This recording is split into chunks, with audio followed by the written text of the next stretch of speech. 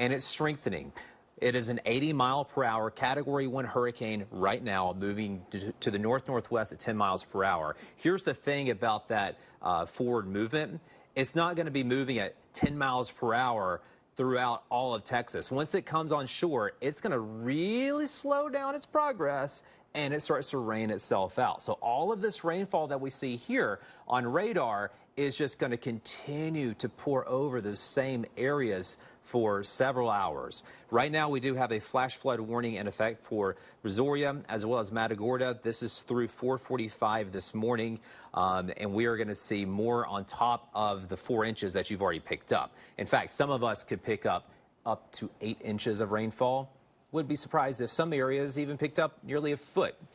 We're watching these really strong rain bands come in off of Beryl. Galveston, I'm talking to you because you are under, and the city of Houston is also under a tornado watch until 10 o'clock this morning. But the bands right offshore of Galveston, they're really packing a punch. And some of these bands, as they come on shore, are beginning to rotate a little bit. So this area around Galveston, you have the highest potential over the next few hours of that, seeing a few tornadoes.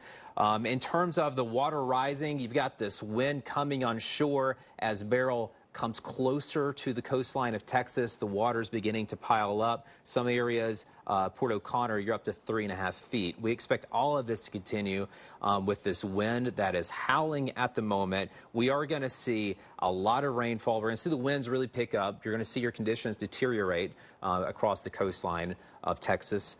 You're going to see the conditions not only deteriorate, but the flooding. You're going to see the storm surge as well as the potential for, yes, those tornadoes. So here's what we know right now. This is a hurricane that is strengthening as it comes close to the coastline. We have a considerable flash flood threat here across the coastline, as well as the storm surge and that tornado threat. Carl, I do want to delve in a little bit more on that flood threat because Houston is very prone to flooding. Yeah, you know, a lot of concrete and a lot of asphalt, and we actually had some flooding earlier today with a more modest amount of rain. And in this case, we're talking about potentially double